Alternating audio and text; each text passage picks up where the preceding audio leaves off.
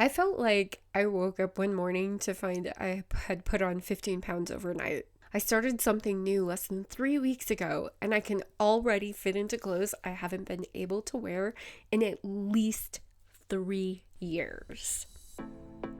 Welcome to the Women Rock in Midlife podcast, soulful wellness to elevate your second act.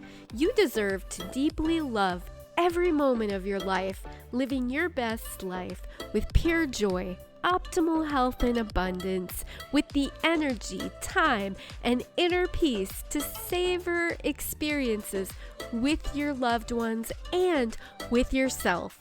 Hi, I'm Jen Kunkel. Join me on this soulful journey to complete wellness in midlife and beyond. Sudden weight gain is the most stubborn, frustrating symptom of menopause. It comes on literally overnight and nothing works to get it off. Oh, until something does work. And I can't believe how easy it is. So I had been reading Stacy Sims' book, Next Level. It's actually for high performance athletes dealing with menopause. Now, I'm not a high performance athlete, and I'm not an athlete at all, actually.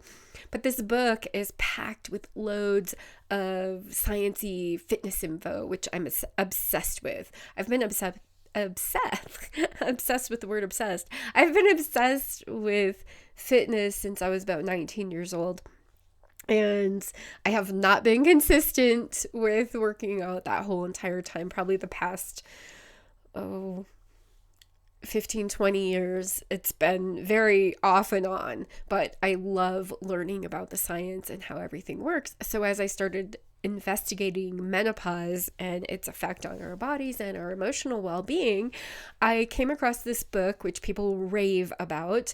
It's called Next Level by Stacy Sims. I know I said that already, but I'm repeating it in case you missed it.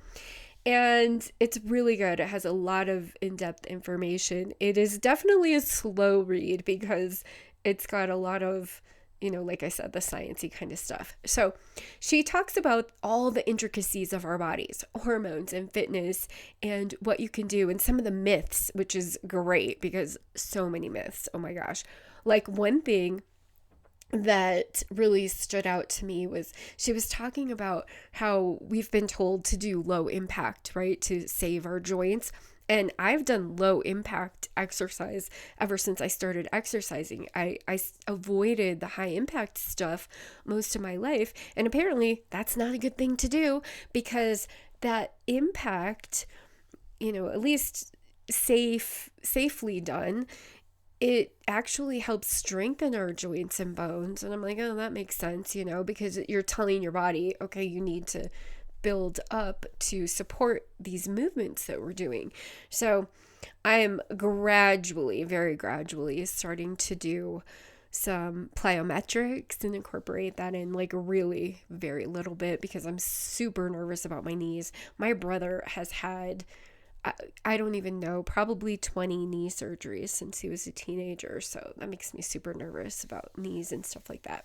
So, do your own due diligence, do your own research, talk to your own professionals, fitness trainers, medical professionals, what have you, for your own circumstances. And check out the book because it's really good. It goes into a lot of depth on how to do that. So here's what I've been doing, just so you know, that remember I said I wasn't fitting into these clothes and it was so frustrating. In fact, I just recently did a video of me going through my summer wardrobe and realizing all these things didn't fit. Well, since I did that video, which wasn't that long ago, only a couple weeks or so ago, like 3 weeks ago now, I think it's actually been less than 3 weeks.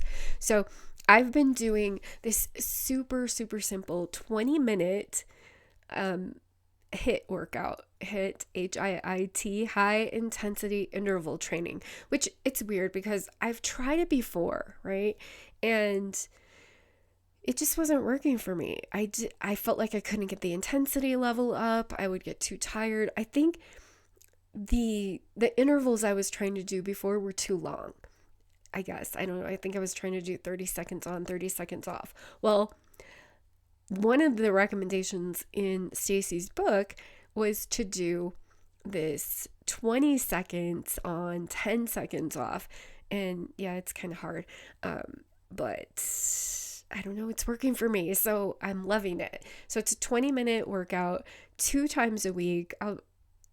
I do it about 2 times a week. So it's like I'm doing that combined with a resistance training, not the same day.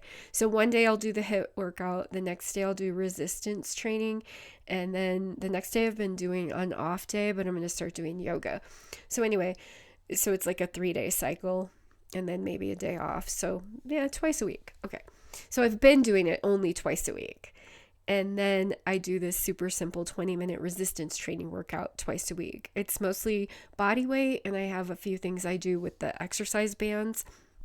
It's so fast that it's easy to do. But anyway, I tried on some clothes the other day after doing these workouts for only 2 weeks, and I realized I could wear clothes that I couldn't before. Like I had some shirts that were kind of tight and I felt too flabby that I didn't want to wear them. I had some shorts and so yeah, I had this new pair of shorts that I bought. They're a little bit stretchy, so that gives me a little bit of give, right? That I bought and thinking, okay, I'm going to fit into these this summer, and I've been able to wear them. When I first bought them, I couldn't actually wear them. They were so tight, even with the stretchiness, that it was just like, and it looked, you know how your clothes look gross when they're too tight, and you got like rolls smushing around in them. So anyway, I haven't been weighing myself that much because we've been traveling, so I don't have my scale with me, and but when I did weigh myself, it didn't really look like my weight was dropping too significantly, but I'm obviously toning up from this training and my clothes are fitting better. So that is a win to me. So let's talk about what this high intensity interval training is. It is intervals of exercise at 85 to 100% capacity. I'm just kind of eyeballing that, right, when I'm doing it, with a short rest period and then a longer rest period for another set. So here's what I did. I found this interval timer app to make it super easy. I don't know what it's called. I use Android. I know a lot of people use the iPhones. So I just found an interval timer app. I played around with it. I set up my own specific custom thing, and all of this was free. 20 seconds of doing work, 10 seconds of rest, and I set that up to do it 6 times with a 3-minute cool down after that. So what I ended up doing, I didn't know what I was going to do. So burpees, I hate burpees, but I know they're high intensity. So I was doing burpees at first, and I played around with it a couple of times. So what I ended up doing was burpees, this mountain climber exercise, and then jumping jacks. So I do the burpees for 20 seconds, 10 seconds of rest, mountain climber for 20 seconds, 10 seconds of rest, jumping jacks for 20 seconds, then 10 seconds of rest, and then burpees again, 20 seconds, 10 seconds of rest, mountain climber again for 20 seconds, 10 seconds of rest, and then jumping jacks again for 20 seconds and 10 seconds of rest. And that is one set. Okay. So that is what I considered one set. So I'm doing like the 6 intervals, but I did these 3 different exercises. So it feels like it's going really fast, right? Because I'm just doing 2 sort of set, like mini sets inside the set. All right. So then I have a 3-minute cool down. At first I did a 4-minute cool down, but then I was able to recover pretty quickly. So I switched it to 3 minutes, and I would do that cycle of 6 exercises 3 times. So Stacy recommends doing like 1 to 2 and work up to 3. I was actually able to get to 3 pretty quickly with that 4-minute cool down in between the sets. And even the first time I did it, I did 3 sets and I just pushed myself through it. It feels horrible. For me anyway, it felt horrible while I was doing it. I was like, I can't breathe. I'm going to die, and then you get to the cool down part and you're like, okay, I can do another one. I got this. And then you're like, why did I do another one? But anyway, like I said, doing those just 3 exercises 2 times for each set made it so easy. The other day, I even kind of changed it up where I did the burpees, mountain climber, jumping jacks, mountain climber, burpees. So I kind of just went backwards and ended on the burpees also. That's like, I hate those really, but it definitely gets your heart rate up there. And so what it does is it creates a state called EPOC, excess post-exercise oxygen consumption. So normally your body burns calories at a certain rate, depending on what you're doing, whether you're at rest, your light exercise, heavy exercise, etc. So you have, your metabolic rate, your resting rate, you're burning calories at a certain rate. And all those charts that you read, like, oh, this is how many calories you're burning if you do 20 minutes on the treadmill. Those are all estimates. Everyone's body is different. So when you do this HIIT training, it actually puts you into this state where you are burning more calories in the same amount of time for longer after you exercise. Okay. So basically, I swear I can almost feel myself burning more calories, and I can definitely feel the oxygen consumption in my short 10-second rest period. Like when I'm doing the 6 sets right after each other, it's like, oh my gosh, I can't breathe. And then, my heart rate's up, and it feels like, I'm not going to be able to do anymore, but then I reach the cool down period and I'm like, oh yes, I can do more. Okay. I'm going to take a sip of my coffee. I've been holding it in my hand for 5 minutes to take a breath here. I'm going to start having guests on the podcast very soon. Why does this happen anyway when you do this high intensity interval training? It affects your metabolism and hormones in a positive way for weight loss, especially the visceral belly fat, which is totally an issue with menopause. Maybe not for everyone, but a lot of people experience it. You get this increased belly fat.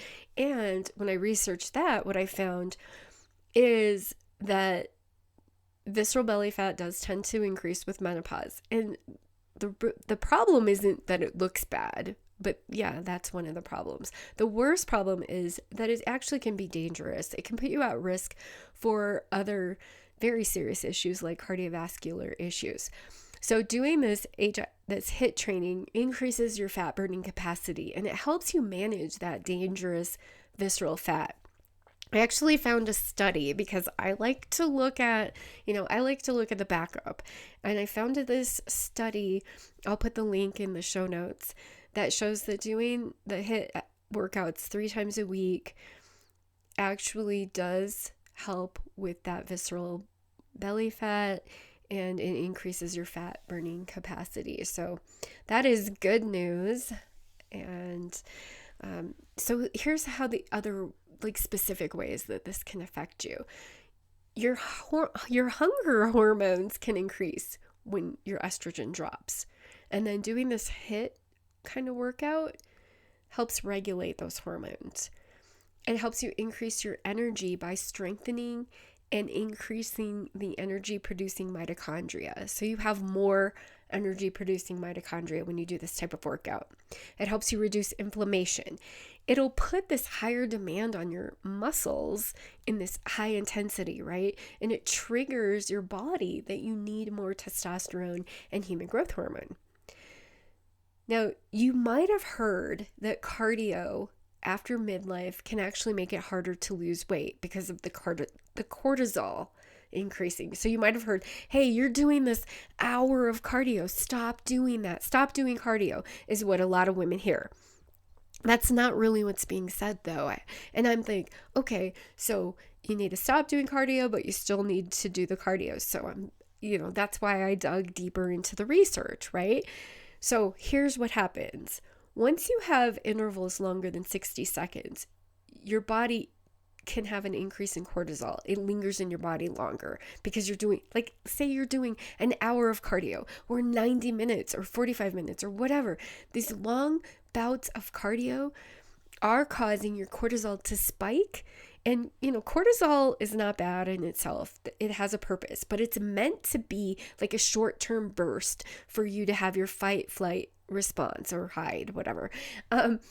But what happens when you're doing these long bouts of cardio is your cortisol boosts up and it stays boosted for these longer periods of time. Well, that actually does make it harder for your body to lose weight. So when you do these HIIT workouts, you're using these shorter intervals. That's why I'm so stoked about this 20-second, 10-second thing. It feels really hard in the moment, but it's so fast that I know I can get through it, right? And the bonus is that it's not making my cortisol stay elevated and making it harder for me to lose weight. So I've definitely noticed that the HIIT training feels so different than a longer cardio session, and in a good way. So I highly recommend you try it. And here's another amazing part, which I've already kind of alluded to a little bit. It's such a short workout that it's so easy to squeeze it in. And now we see the science shows that it's more effective than the longer workouts I was doing. Not just the science, but my results. Me going to my closet, pulling out something that I haven't worn in 3 years and being able to wear it. Not just put it on and go, okay, I still have a little ways to go. No, which is what I thought was going to happen. I had this shirt that's like very snug fitting and I thought, okay, let's just see how it looks. And I was like, damn, this works. And I wore it that day. I was so excited. Yeah. Same with the shorts, right? There's clothes. That's the real proof is what happens when I try on these clothes that didn't used to fit me. All right. Anyway, I love these shorter workouts. A couple of years ago, I did 75 hard where I did 2 45-minute workouts a day and I did it. It was tough, but I made it work. But what really sucked was I didn't actually see the results I wanted. Yeah, I lost some weight. Yeah, I got a little more toned. But now in just 2 weeks, I already fit in clothes that weren't fitting me for years. I can't argue with that. So it's actually more effective than I imagined it would be, honestly. I'm so excited to have finally found something that's working. And, I'm not even watching what I eat too much right now because we're up camping and we're eating fairly healthy during the week. But when other family comes up on the weekends, I've splurged a little bit. I even made some semi-healthy cookies yesterday with my nephew. Anyway, if you've been frustrated by menopause weight gain and you want to get excited about fitting into your clothes that you haven't worn in years, then join me in doing this HIIT training 2 to 3 times a week, along with some simple resistance training. Now, if you want me to do a video showing exactly what I've been doing, let me know and I'll do that. Thanks for joining me today. Hit me up on my socials in the show notes, and let's rock this midlife weight off right now.